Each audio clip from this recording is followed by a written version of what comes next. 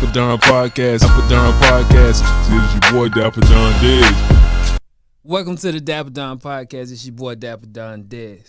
And man, you know the police dedicate $3.6 billion annually enforcing possession and law and making about 820,000 arrests per year according to Insider.com. Now, that makes the hundreds of thousands Rallo was counting look like chump change. Which brings me to the fact of how many Southern rappers are finding themselves pulled between the streets and getting pulled into the music industry. So many come from cities where there's not necessarily a place where they can actually have a lot of eyes on them, so they feel like they have to trap till they make it or use trap to bring attention to them. And with what we just saw in the Capitol, it has to make you ask, what is a crime? So my question is the South moving too slow when it comes to legalization? And the simple and obvious answer is yes. First, we look at Ralo, one of the millions who was locked up for selling weed, which is now legal. Then we look at other places such as Jay-Z, who has his new weed company, Monogram. We're going to look at Snoop Dogg's Leaf company. And we also got to, I don't want to beat you in the head with it, but we got to talk about what we saw happening in the Capitol. And just how this affects all of us. And just some interesting questions that naturally came to my mind when I seen it. So, man, you know, strap up. If you are new here, please subscribe to the podcast. Hit that like button. Leave a comment on what you think. Do you think that the South is stuck in the times when it comes to legalizing marijuana? Or how do you feel about just, rappers getting locked up for these drug charges in general? Do you think, hey, you got to hustle till you make it, or should they just stay patient and stay and give it all to the grind? When I say the grind, I mean this artistry, that craft. So, like I said, and also make sure to share with your friends if you find this to be helpful and you think it's something that they would enjoy too, man. We going to do this every Monday like always. So until then, let's get into it, man. So Rallo faces weed charges. So many Southern rappers who play a dangerous game of fame and street crime. Rallo, just to give you some background on who he is, because the reason why I'm speaking on Rallo and speaking on this whole totality is because of Rallo, who was arrested for selling or being in possession in a private plane for over 444 pounds of marijuana. Mind you, Juice WRLD, the Chicago artist, not last year, but the year before last, died taking overdosing on some pills just before federal agents raided his private jet where he had 70 pounds of marijuana. And this is an interesting dynamic when you see between these two artists, not between these two artists, but just within artists in general. If you're flying out to California where they got these pounds of weed for cheap, I mean, barely, you paying next to nothing. And they're kind of pushing artists, and I mean, they're kind of selling so much weed by the pound. Now, anybody can go find a plug. You can go to any dispensary. And not only that, but you can get a certain kind of grade of marijuana, a certain kind of purity in the marijuana that your local dealer just can't keep up with. It's no secret that if you were smoking the best weed, you were smoking Cali weed. So when you see Juice WRLD get caught up in these drug charges, you see Casanova, they just released why they not going to give Casanova a bond. They said, no, he done sold hella weed and a lot of guns for the Gorilla Stone Nation. But as you know, this is a Southern hip-hop podcast, so we're going to talk about a Southern rapper, Rallo, who was signed to Gucci Mane's 1017. And, man, I actually wasn't on Rallo before he got locked up. This is another one. Like, I didn't really get on the Tory Lanez. When Tory Lanez had his drama, until he caught his drama with Meg, and it's the same thing with Rallo. I wasn't really listening to him before this thing happened, but I had to hear him out, dog. He actually talking about something. That's the funny thing, bro. He was 23 with plenty sense. Just the way he thought, just the way like his brain worked. But he had an album series called Fame American Gangster, which is a combination of Fame and American. And in a Fame American Gangster is a play on American Gangster, not only the movie, not only a TV series about the drug lords, scammers, and just anybody else you can name, but also a movie starring Denzel Washington about Frank Lucas, the biopic of Frank Lucas. So, Rallo dropped Fame American Gangster, which he spoke candidly about his drug empire with lines such as, and I quote, say, I'm Frank Lucas. I'm through with rapping. My dope is better than Blue Magic. You better go ask about Rallo, bit. I promise they'll tell you I'm about that ish. That's him comparing himself to Frank Lucas. Here's the funny thing about comparing himself to Frank Lucas, and I think where he got Fame American Gangster, right? Because if you look at Fame was Frank Lucas's downfall. Frank Lucas was a genius as far as it came to smuggling, when it came to hustling, when it came to selling, when it came to marketing his product. He had all the intelligence. But the thing, once he got on top, he wanted it like how Bumpy Johnson had it. He wanted it how so many other drug lords had it. He didn't want to play the back. According to him, not according to Bumpy Johnson's wife, but according to him, he was Bumpy Johnson's driver and his shooter. And his wife came out and said that he never did none of that with Bumpy. And before, I didn't know how much of a significant role his wife, Bumpy Johnson's wife, played in his empire until I seen Godfathers of Harlem. If you ain't seen Godfather of Harlem, you was missing out. That is one of the best shows I've seen, but I digress. But if you haven't seen it, you need to go see it. But Frank Lucas got busted because if you watch the movie, he was at an exclusive boxing match and he sat in front of the white mobsters with a fur coat on. He was a black man and sat right in front of the white mobsters in 1960-something. This might have been the 60s or the 50s. I want to say the 60s. This was a time when a black man wouldn't even, stopped walking through the back door, was still walking through the back door. Didn't even start it, was still walking through the back door. How's he sitting in front of the mob? That naturally, man, sometimes it's messed up, but the way we get busted, like the way white people get busted, somebody overdosed. Where we get busted, it's too much prosperity around here. Hold up. It's too many, people look like they get money. It's too many families eating. Something going on over here. And I'm going to figure out what's going on. Something happening. I'm not stupid. Somebody in here getting money, and it's got to be dope money. It's too many brothers from the streets getting money. But anyway, that's what he said. He said, I'm Frank Lucas. I'm through with rapping. He's pretty good, too. He also had a line where he said people making fun of his voice. My dope is doper than Blue Magic. Now, he was arrested for selling weed, and Blue Magic is heroin. But I guess he's saying in comparison, like, Blue Magic was known for being a raw drug, and he's saying that he got, even though he might be, selling other stuff, but he got caught with the weed. I guess he was sloppy with the weed. I guess he felt like, well, it's weed. I may do 10. Nah, that's still a kingpin charge, dog. But he says he had another line. Tell him I'm the realest. No one to the bluff. No one to the bluff. The bluff being the neighborhood he from. I'm the real Tony Montana. Tell the kids that I'm Santa. I don't gamble. I lose my money. I'll come back with a hammer. He let you know he played for keeps. He wasn't one with the games. He said, I don't gamble. I'll come back with the hammer. So whether this dice head crack or this dice or I crap out or whatever, this money coming back with me. That's grimy. That boy, he's talking grimy on these records, but he definitely did seem like a cool guy outside of just how he was running it on the records. But he loved to taunt the authorities, though. And he loved to taunt authorities. And he seemed like he had a need to keep up with established artists. Like, he's signed to Gucci Mane, and Gucci Mane has some riff, some emotional beef with some kind of emotional disagreement with Yo Gotti. Him and Yo Gotti had a falling out when Gucci was in a real dark space, and Yo Gotti's still standing on it. He's not finna just let that go. And Gucci's like, well, it's whatever. It is what it is with him. So anyway, like I said, Rallo signed to Gucci Mane, and Yo Gotti has an artist named Black Youngster. Black Youngster and Rallo apparently had some kind of beef or some kind of clashing. And Rallo was taunting Black Youngster by saying stuff like, I think he said, what he told Black Youngster, he said, man, why you didn't tell me the convertible Lamborghini cost $30,000 more than what you driving? Oh, because you wouldn't know. I'm like, that boy, they're a mess.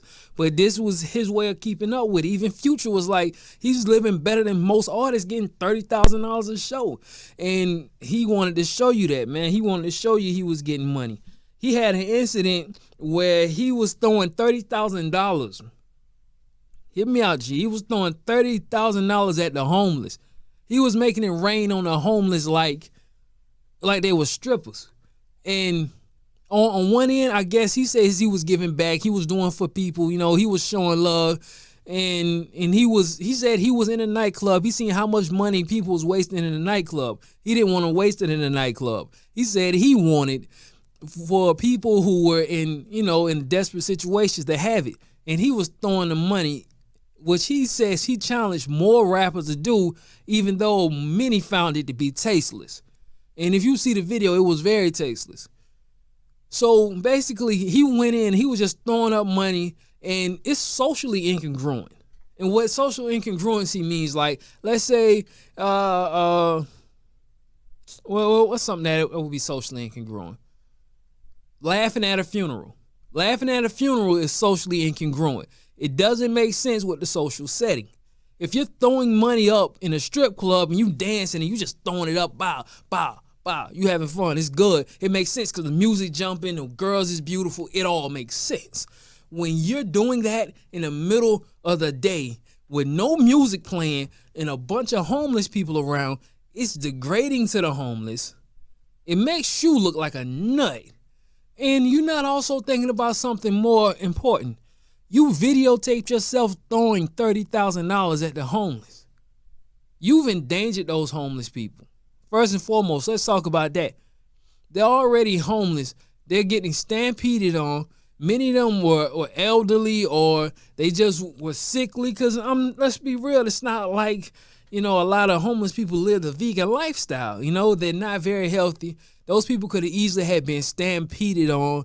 They could have been robbed for their money or what people perceived they would have had. It was like, oh, he threw $30,000. I know you at least got 1,500 of it or, blah, blah, blah. You don't know how that could have happened. Another thing is they homeless people, bro. They're going to spend that money on drugs. They're going to spend that money on drinking and drugging. See, me and you, if we get $1,500 in our pocket, we get $2,000 in our pocket, it becomes rationed out, right? And it fits our lifestyle. At worst, you might go splurging with the money, but more than likely, you're going to put yours on bills. You're going to put that money to, like I said, you're going to put it to bills. You're going to put it to the light, to the rent, to paying, buying food, clothes, whatever it is, things that you call essentials, things you need and you want, furniture, whatever. These people are homeless. They only have one gear, and they fall deeply into, they are slaves to their passion. Not to their passion, to their pleasure. So if his vice is coke, that boy gonna cop some perico that's gonna have his nose bleeding for a month. And I guarantee you some of them dudes that he threw that money at had to overdose. They had to be robbed. They had to be mugged for their money. They don't have anywhere safe to sleep. So it's not like they got somewhere to hide it at. Anybody who recognized them from that video is more likely to harass them. And more importantly, you degraded them. You degraded them. Like, if a girl is in a strip club and she's dancing for dollars, she's made that agreement. She likes that. That's something you and her signed up for. That's your fetish. That's the two of you fetish. What you did was just simply degrading. Those people didn't sign up for that. They really didn't. But not only did he do that, not only was he making stuff like that, which in his mind was giving back. So I'm going to cut him some slack. I'm going to cut him some degree of slack. But he also had on there, he had this skit, right? And I guess just to show that he ain't one of these rappers that just be out here rapping and talking about it. Like, he's one of the ones, he's a real one. He's really, really real one. He had what sounded like some cops on the video talking to, I assume what is him on there. And they were saying, and I quote, the cop says to him, they said that the two of you guys that were wearing security shirts were walking around with rifles on and walking around back here. I'm assuming back here is like some nightclub, some stage or something. I instantly thought of an outside event, because how do you get inside of in the venue with a rifle? And who you trying to rifle down? But anyway, I digress. They say you walking around with rifles on and walking around back here. I want to give you guys the perfect opportunity to leave because you've been asked to leave. Now, this gotta be in Georgia. This has got to be in Georgia, because you can't go up in New York and do that. You can't go to L.A. and do this. So he is from Atlanta, Georgia, so that makes sense. He's from the west end of Atlanta, so, you know, I know Georgia got some loose gun laws. He got some super loose gun laws. So,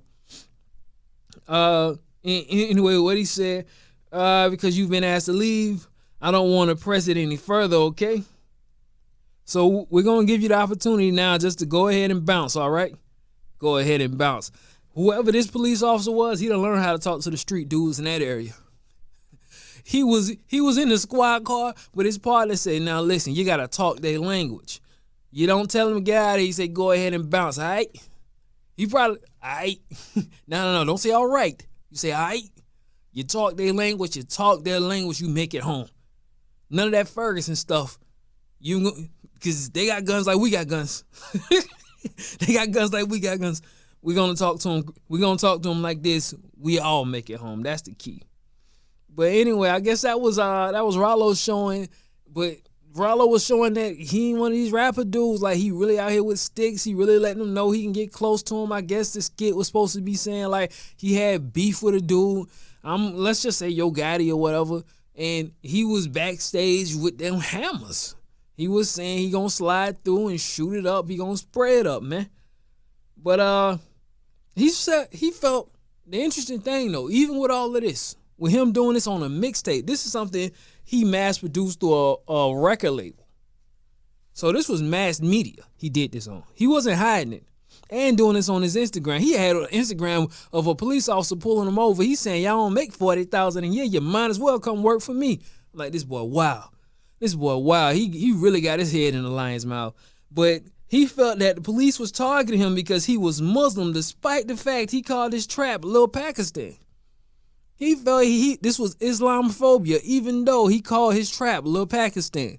Now, you probably thinking, all right, well, that's just, talk around town. He called it Little Pakistan, whatever. This is where they found the hundreds of pounds of weed at in cars that were highlighted yellow.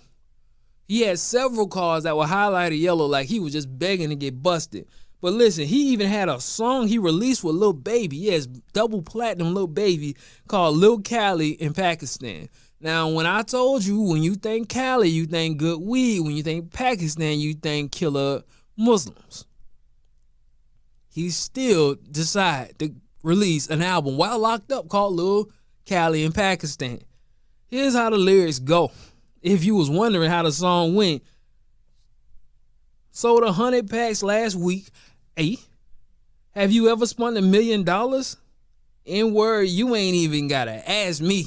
You ain't even gotta ask me if I done spent $1 million, huh? You done blew that. Huh, Rallo? I'm gonna see what that feel like one of these days, dog. Lil Baby turn around and rap.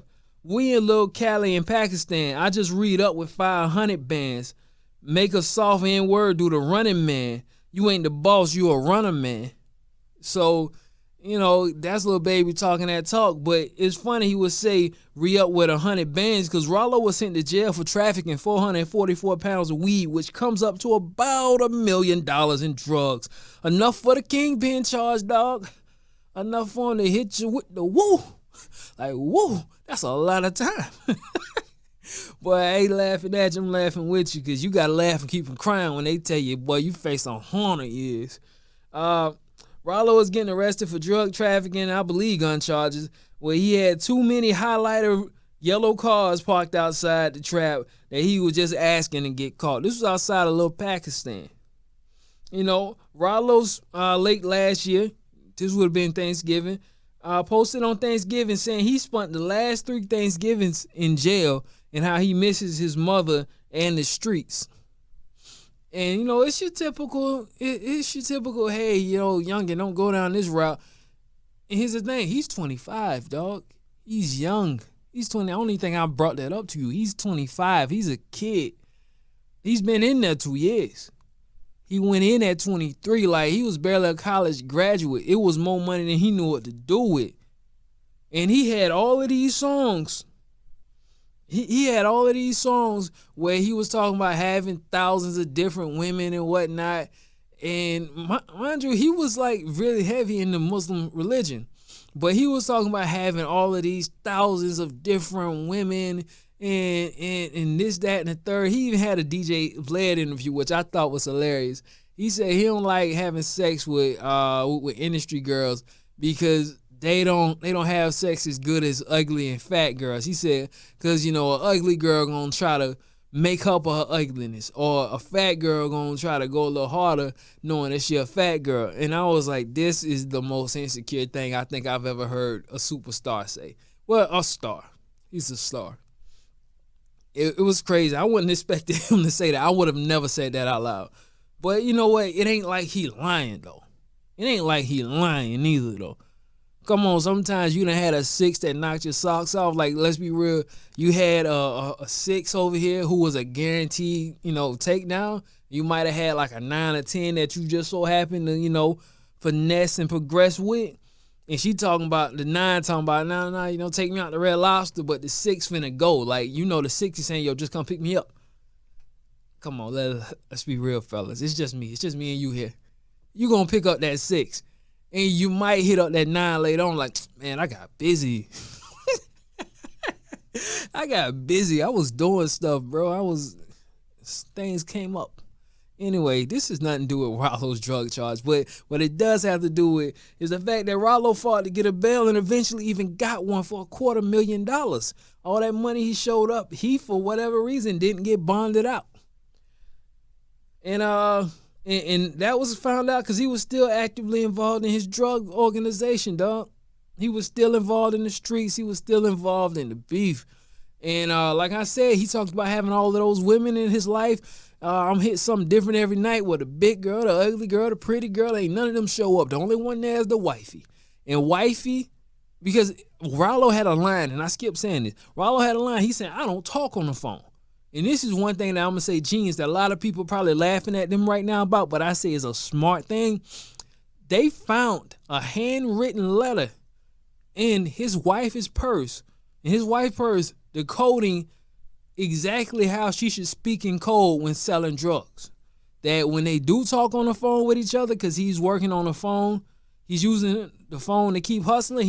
They even found an Apple Watch, Yeah, they found a Apple Watch in his cell, which either he was using that to monitor the heart rate of his cellmate so he know they don't have COVID-19, or he was using that to still run his drug operation. And he could do both. And I'm like, well, he is a weed dealer. That's kind of an essential worker. It really is. It's really an essential worker. They did not shut down the dispensaries when we did the quarantine, when we did the lockdown, and they won't do it again either. They're not going to lock it down again because there's big money in it. I'm going to get into how much money is in it in a second here.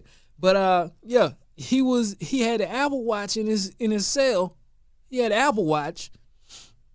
And he was using his kid's name as code. Now, I bet Child Services was happy when they found out his wife was like, we got to get rid of Jessica. She moving slow. I bet they was glad they found out that was just drugs. They was like, whew, that was only kilos? Okay. Thought they was talking about the kid. Kicking the kid out because she moving slow. But yeah. Only the wifey is there. But the reason I applaud them for writing it down is because everybody seems to think because you put it in your phone, you got a lock on your phone, that it's safe. Like it's in some impenetrable safe. They can get into your phone without a password. It don't take nothing at all. Your internet provider can get in your phone without a password. A hacker can get anybody. It doesn't take nothing to get past that password. That's more of a difficult thing for you than them. You ever notice you can reset your password? That means somebody has to have the power to open up your account and reset it. Come on, dog. Stop putting it on your phone. They got YNW Melly like that. They got Casanova like that. At least they were smart with it. Because you can dispute a handwritten note. A handwritten note don't really mean nothing. You just got a handwritten note. Who's to say? I don't know. I don't know whose that is. It's yours. It's yours, not mine. But I also wanted to talk, if I'm going to give you the good, I got to give you the bad. If I'm going to give you the bad, I got to give you the good. And there's brothers out here who is really taking this thing to the next level, man. Who is seeing the money, such as Rallo, who sees that there's customers in this, there's money in this, and that they're thinking in the long run and not the short run. All right? He ain't trying to trap it. He's trying to wrap it. He's trying to wrap this thing up and get this money, man. Let's wrap up these $100,000. That's what he's trying to do. Let's wrap up this business deal. Let's wrap up 100-something million, because I'm going to run it to you about Jay-Z's new company, Monogram. That's right. Jay-Z back in the drug game, baby. Dre, you think them 92 bricks stopped him? Never. 89 pulling Benz up? That's nothing now. He finna take it to the next level. And it's funny because the dude he co-founded Rockefeller with, he did 5 years for illegally selling marijuana after Rockefeller broke up. He went right back to the streets, one time for Big Burks. But Jay said, nah, I'm going to do it a little different, man. I'm going to do it with my own thing. So look, he launched a cannabis line called Monogram Friday. I believe it's Friday. Maybe it was last Friday by now. It's a partnership with California cannabis company Calvana. I hope I'm saying that, Calvana or something. Calvia? Whatever. Although it is his first official line of cannabis with Calvana. Whatever. Jay-Z joins the company in 2019 as its chief brand strategist. Now, if you going to talk about a brand strategist, you got Jigga Man, you got the one with the plan. That's your best bet. If you're going to do some chief strategist stuff, nobody's more chief strategist than a big homie. And here's what he had to say. I created Monogram to give cannabis the respect it deserves by showcasing tremendous hard work, time, care that goes into creating a superior smoke. Monogram products are next level when it comes to quality and consistency, and we're just getting started. Oh, boy, imagine how he used to sell crack to him. Like, nah, this is the best, hardest consistency you have seen in the block. You can go anywhere. Bed-Stuy, Queens, you won't find anywhere like what we're selling here in Marcy. Boy, he was selling these fiends. Look, he done sold me. I created Monogram to give cannabis the respect it deserves. This crack was slowly simmered into a pot, gently sprinkled some baking soda all over it. Look, that brother been selling. This is a walk in the park for him. He gonna make another billion. If Hov make $1 billion off drugs, he a goat. He the goat. He the goat of goats. He a goat over over Big Meech. He make $1 billion with this Monogram. If by the time he's 70, he make $1 billion off Monogram, he top Big Meech, Biggie, Big Daddy, Kane. He done topped every big that was the top. Oh man. But he ain't the only one. He ain't the only one coming for the cheddar, going for the cheese, cause Snoop Dogg, he got a one called Leafs by Snoop. Now Snoop, it's apparently allegedly a failing company, but I want to explain to you why. So Snoop is distributing his marijuana in Canada. Apparently Canada has some recreational market. Well, Canada, as Canada does, is extremely strict, from their jails to the way they sell tobacco, and even when it comes to marijuana, they're very cautious of who they let endorse their marijuana.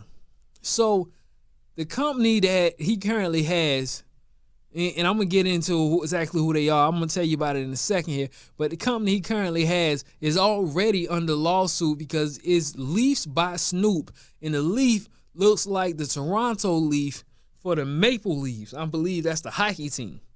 So, yeah, by 2019, the hockey team came out and said, yeah, we suing them.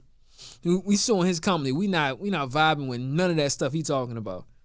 So, but anyway, Snoop's found he's got some friends in some high places. So let me run it to you what a guy named Linton said. I believe this is the CEO of Canopy Growth. That's the company that endorses his company. But let me read it to you. He said Snoop is going to be a visible celebrity who's probably going to be directly connected to us forever. He told Limpton. He told Lift and Company. Snoop Dogg holds equity in Tweed. That's the company that distributes his company. Now, mind you, not only does Snoop own stock in Tweeds, here's just a little side note. He also, you remember the Logan Paul and Nate Robinson, Mike Tyson, Roy Jones bout? That was through Thriller. He owned equity in Thriller too. Snoop got under Master P, and he has learned business, and he has learned how to use his face and how to, I don't know how much money he's making off of it, but Snoop getting cake, he's getting money, and it's looking good for him. So not only does Snoop hold equity in Tweed, whose parent company is Canopy Growth, recently became the first pot producer to be listed on the New York Stock Exchange. So, he's ahead of the curve. He was in 2015. Jigga Man just did this. This was in 2015. Snoop being involved in it. And I think Willie Nelson also has one. That's the Willie Nelson Remedy and the Willie Nelson Reserve. So I bet Willie Nelson making a killing, dog. I bet all those people in the Capitol need to go get some Willie Nelson Reserve. That's what they need to go do. Instead of running at our reserve, go running at Willie Nelson Reserve. But Snoop continues, and the reason people are so cautious, Canadians are so cautious on the celebrities they let endorse it is because just the effects of marijuana and their fear of how celebrities can influence this choice to use marijuana. Canada is a very interesting place, and I'm sure Canada's looking at us in this last week like, you want to talk. But here's something that they actually said that kind of works in Snoop's favor. Snoop continues to support disadvantaged youth via his football league in the U.S., which make him fit for the Canopy Growth Company, said Linton, which pledged $20 million to community projects across Canada in April. So this would have been April 2018. This was a while ago, but still, they pledged this $20 million, and they're saying Snoop does so much good for the company, so much good for where he's from. He's such a positive force. This is around the time he changed it to Snoop Lion. This might have influenced him to become Snoop Lion. All right, it might have been a business move because they was like, "Who, Snoop Dogg the Crip?" And he's like, "Nah, I gotta change it up, huh? I'm the reincarnated Bob Marley." Because Bob Marley they would have let Bob Marley get this. You know who should get one? You know who should really get a weed company? Rihanna. Fenty weed. Ooh, and listen, she can sell like light weed though. It could be light, just like wine. Maybe something real sweet kind of wine. Some weed that goes good with wine. And Fenty wine, Fenty Savage wine. Because you see Jay-Z's, if you see Jay-Z's little jar that he keep his weed in, bro, this finna be the new Crown Royal bag. It's a beautiful jar that's coming in. It's a new Crown Royal bag. You gonna keep your change in there when you done with that thing. Like, you gonna double that thing. You may put some Vaseline in there. Use it as a Vaseline jar. It's a real beautiful package, man. I can really see you laying it out. You overlooking the balcony. You pop your little top off, break down your stuff and your grinder. It's a real beautiful thing, man. Maybe it looks like something you can take out at a fine dining event. Like, man, I get the monogram with a couple grams of the monogram with the Chardonnay. Like, it's really fancy. Super, super fancy. That's why he's chief brand strategist, right? A lot better than what Rallo did. Rallo, you had your run, brother. Walk down and get them all next time. If you get to be a free man, you see who laid down the foundation for you. Walk down and get them all, player. It works if you work it. It works if you work it, man. But that was my time about that. That was my time about that. I hope you enjoyed that conversation. That was a lot more of a hearty conversation than I thought I would have had that. I actually planned for that to be like 15 minutes, but here we are, man. Here we are. But I also felt like I wanted to discuss with you the disgust that I'm seeing with this Capitol, man. I didn't want to beat your head in about it because I know you go to different outlets and sometimes it's cool to just go to an outlet that does its own thing, move at the beat of its own drum, but at the same time, I have a responsibility if I have a platform. And just to explain to you what happened. So recently last week, a group of Trump supporters, or let's say the word alleged Trump supporters, because according to the right, and this is why I think it's corny about the right, they're saying that it was really members of Antifa staged as Trump supporters. that there wasn't, or that it was sprinkled in there, or whatever it is. And it's like, bro, it's so divisive right now that we literally have people, we literally have people rushing our capital, rushing the capital of our country, and we're arguing over who did it, if it's right or if it's left. It's so much group thing, and it's such a thing of identity now. It ain't even about what group is one. It ain't about being right. It's just about being winning. That's what it is. It's tug of war, and it's about being on the side that's winning, not the side that's right. It's a disgusting thing. But anyway, these so-called Trump supporters, on the order of the president, went and rushed the steps of our Capitol. They ransacked the Congress. They had to have, these Congress people were literally running for their life, running for safety, man. This was tyranny at its worst. The fact that those people got to just leave, bro, I'm so mad right now, dog. How do you put congressmen and senators, judges in harm's way? You know, I remember they gave another 10 years at a dude that got sentenced to life for throwing a chair at the judge. You can get your time doubled for throwing a chair at the judge. What do you get for rushing the Capitol? So some lady got dropped. I seen the video.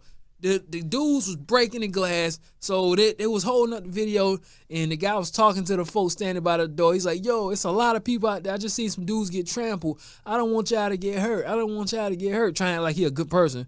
He was talking to the folks standing at the door, and they just keep pushing. They just keep pushing, keep rushing, keep pushing, keep rushing, and they just smashing the windows. They smashing the windows. So there's a Secret Service guy. He right in the cut. I'm talking about. He got a nice little spot. And all you see is the hammer. You don't even see him. All you see is the hammer. And they break the glass. I think she wouldn't go get through the glass. All you heard was one shot. He ain't even flinch. He ain't even come out of his little nook. He stayed in the nook the whole video. I don't even know what he looked like. I seen a white hand with a gun. He was in his little nook. He was camping. It was like Call of Duty. He was camping. He was pop, pop, pop. One shot. He didn't even play with her. I ain't saying I'm happy to see it. It's sad. It's a sad thing, but at the same time, you did try to overthrow our government, dog. And I remember, like, these were the same people who swear that they were the party for the police and for the military. That they're pro-military, they're pro-police. I don't know if you've seen the video of a crowd of people looking like they're rushing a small tunnel, and these SWAT team members was like 300, man. You know, like the Spartan 300s, they were just in there trying to hold up to the best they could. I seen one guy got his hand on a riot shield. What do you do when you the police that lost your riot shield? How do you radio that in? You're like, mission control, I have lost my riot shield. Where did you lose your riot shield? I lost it in the riot. It was supposed to shield you from the riot. How'd you lose your riot shield? I think they had a gun. It's bulletproof. Like, what do you have? How do you call that in? It's not funny. Thank you to those brave men and women who protected our democracy. You're the winner. But to the person who lost that shield, don't you feel bad about that? I'm sure, like, I don't know how you lost your shield. But they used that shield to break in to tear those windows up. Those windows must be made out of something pretty strong. Those windows must be made out of, this let you know bulletproof don't mean nothing. It ain't foolproof, and them fools got in there. Them fools definitely got in there. But man, that ain't what I wanted to talk about. I wanted to ask you a question. Now, let's say it's the 11th. In 9 days, it will be legal. It will be legal for Donald Trump to be charged for all of his crimes. He could possibly go to jail. He could possibly do jail time. Here's my question to you. Do you think it's worth it to lock Trump up after what we saw at the Capitol? will you think that would create more division? Is a free Trump, a Trump that's free, and we just let him dwindle out and let his powers just dwindle out when the next cool, interesting thing comes up, the next anti-government thing comes about? Is it cool just to let that dwindle out? Or should we lock him up? Because if we lock him up, do you think his supporters will break him out of jail? Now, I think the people who we saw here, and I keep hearing I'm talking about a civil war between, let me see, they was talking about this is like a civil war, right? We don't want a civil war with the Republicans. As a Democrat, right? And I'm not going to say like I'm just so loyal to Democrat where if there was a Republican who I felt like was good for the job, I wouldn't vote for him. If I felt like you was for America and you was really trying to get it done and you had a good run, like let's say I didn't vote for you the first year, but I like what you did the year before, I cross party lines for you. Like I'm not loyal to one thing that steep. But the ones who are, they're usually really big gun enthusiasts, and they're big on hunting. We don't want no smoke with that. And the only way we'll be able to control them is to live in a state of U.S. Marshal. Do you think that it'd be better if we just, what would be the best way? That's my question. Leave in the comment section. What would be the best way for us to attack this Trump situation? Because if you lock him up, won't that only make him that much more of not necessarily a martyr because he wouldn't be dead, but he would be something like that, right? That'll make him more of a hero. He'll get out like Pac. You remember when Pac got out of prison? He's going to get out like Pac. And I just don't know what kind of influence he'll have. And here's the other thing, all right? After you think on that, I want you to digest that. Should we arrest Trump? And are we, at the same time, we as America, we don't negotiate with terrorists. If you did a crime, you're going to do this time. We don't care what your influence is or who got a problem with it. America didn't have no problem killing Martin Luther King. No matter what the backlash was. He had too much influence. He was talking and calling presidents on the bat line. He had the bat phone for the presidents. It was like, this black man got too much power. We finna drop him. If you can do that, you can at least give Obama. You could at least give Trump due processing. Fair due processing with him and all his billions of dollars and his Russian hackers. A fair trial. Give him a fair trial the same way we gave him a fair election, because that's what the right side does. I mean, like right as in correct. But and mind you, this is a homicide investigation now. There is an officer that's dead after all of this. He got hit in the head with a fire extinguisher. This is a homicide investigation. How do you, if there was a Black Lives Matter protest where a police officer got murdered, if you think any one of us would have left, if you think any one of us would have been able to walk out of there, you as crazy as I don't know what. You crazier than Trump. If you think that would have happened, I'm trying to think of a political group that could have got away with this. You did it in the name of the sitting president, and now this officer is dead, but this was supposed to be the party for the police, right? How many police jump party lines because they didn't like the Democratic, the way the Democrats get behind this police brutality conversation? Well, are you still on that side now? Is that still what you rock with? Because it was talk saying that those was police officers in the crowd. There was talks of that. There's some talk. I'm not going to throw that on no police force. I'm not going to throw that on our police force. I'm not going to sit here and act like I'm super pro cop, but I do for sure believe in law and order. I do believe in our justice system. I don't believe that we have, killer cops just running such amok. I don't know. I don't want to stand on no stuff. I don't want to stand on no side right now.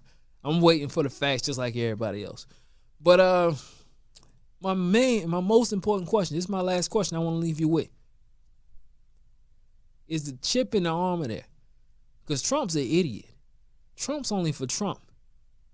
Somewhere, maybe some 13-year-old white supremacist doesn't quite know it, but he's looking and saying, there's a need to rebel against what we call politically correct in America.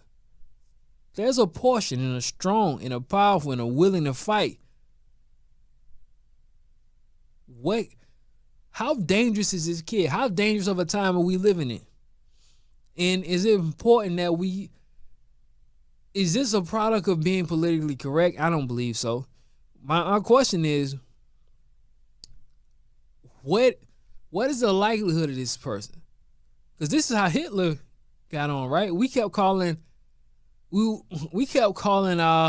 Donald Trump Hitler, but maybe that was never Donald Trump's intentions.